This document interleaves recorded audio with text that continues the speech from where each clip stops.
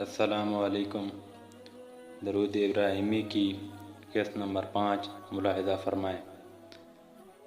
وہ یہ ساری باتیں بتا کر چلی گئیں۔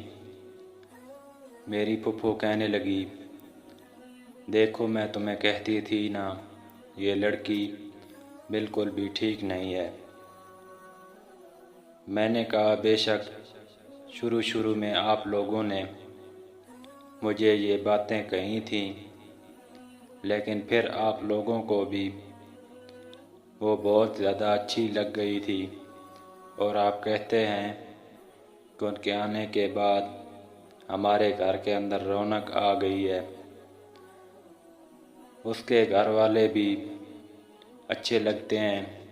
میرے گھر والے کہنے لگے، جب ہم نے تمہاری دوست کے گھر والوں کے ساتھ ملاقات کی تھی تو ہمیں وہ بہت زیادہ دیندار گھرانہ لگا تھا، جس وجہ سے ہم بھی مطمئن ہو گئے تھے کہ ان کا رویہ اور انداز بہت اچھا تھا۔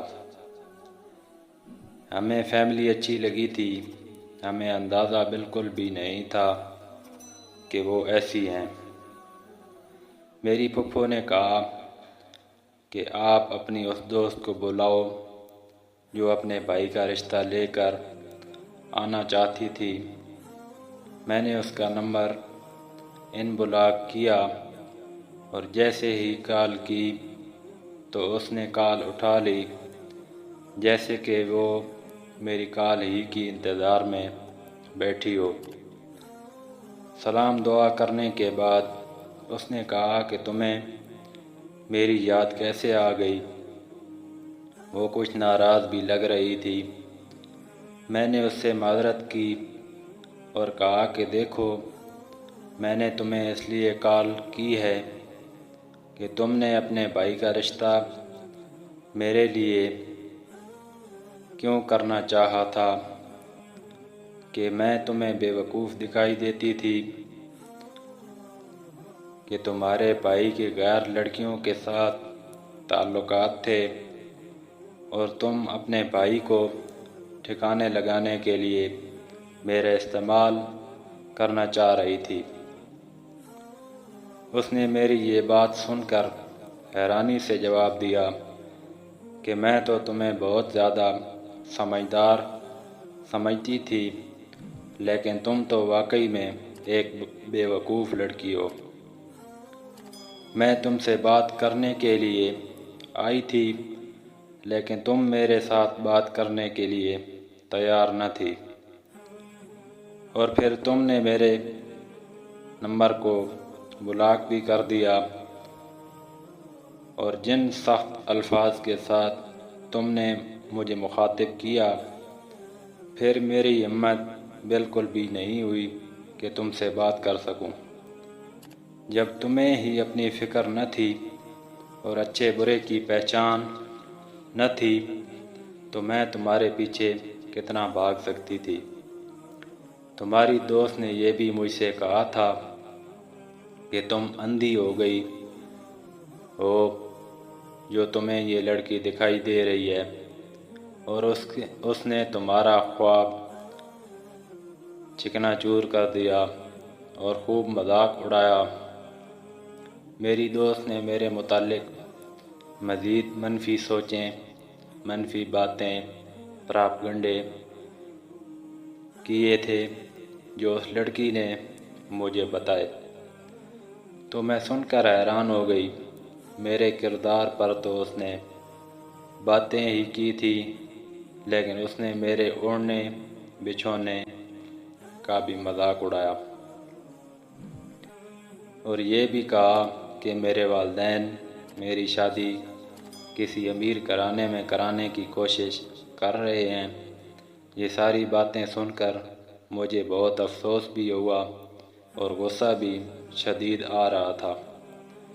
میری امی نے تو اس سے فیصلہ کر لیا کہ میری دوست کی گھر جائیں گے، اور میرے بارے میں اس نے جو کہا تھا اور جو کچھ بھی کیا تھا اس سب کا تذکرہ ان کے والدین سے کریں گے، لیکن میری پھپھو نے میری امی کو سمجھایا کہ ایسا کرنے سے بات مزید پھیل جائے گی، خاص طور پر ہماری بیٹی کے کردار کے متعلق لوگ باتیں کریں گے، پھر تو تمہیں پتہ ہے کہ جتنے منہ اتنی ہی باتیں، بدنامی آخرکار ہماری ہی بیٹی کے حصے میں آئے گی، کوئی ہماری باتیں مانے گا، نہ کوئی ماننے کے لیے تیار ہوگا، نقصان ہمارا ہی ہوگا، تو بہتر ہے اس بات کو اسی جگہ دبا دیا جائے۔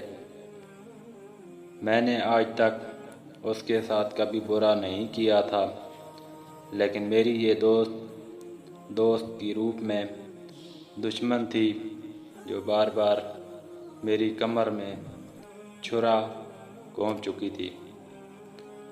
مجھے وہ وقت یاد آنے لگا، شروع میں اپنی اس کے ساتھ جب بات چیت شروع ہوئی تو کس طرح میرے دل میں بار بار آواز آ رہی تھی کہ یہ لڑکی بالکل بھی ٹھیک نہیں ہے، کوئی تو گڑبڑ ہے، اس سے دور رہو، لیکن میں نے مسلسل اس آواز کو نظر انداز کیا، بلکہ میں تو یہ سوچا کرتی تھی کہ میری تو پہلے بھی کالج میں کوئی دوست نہ تھی، تو بلا وجہ مجھے اس کے بارے میں شک میں ڈالا جا رہا ہے۔ پھر مجھے وہ خواب بھی یاد آیا جس میں میری یہ دوست کسی اور لڑکی کے ساتھ مل کر میرے بارے میں فضول باتیں کر رہی تھی۔ مجھے بہت دکھ ہوا اور میں سوچنے لگی کہ کاش میں نے اس وقت اس آواز کو دھیان سے سنا ہوتا تو آج یہ سب کچھ دیکھنے کو نہ ملتا۔ یہ میرے لیے انتہائی تکلیف دہ عمل تھا۔ اس خواب کی طرف توجہ دی ہوتی جس میں میرے ہی فائدے کی بات ہو رہی تھی تو آج میرا یہ حال نہ ہوتا، آج میں بھلے اکیلی ہی ہوتی لیکن ایسی خطرناک لڑکی میری دوست نہ ہوتی۔ آج میں ایک بچی کی ماں ہوں تو میں یہ بہتر جانتی ہوں کہ کسی بھی بچی کے متعلق کی گئی باتیں، منفی باتیں کس طرح پھیلتی ہیں اور بعض اوقات تو ناقابل تلافی نقصان بھی پہنچاتی ہیں۔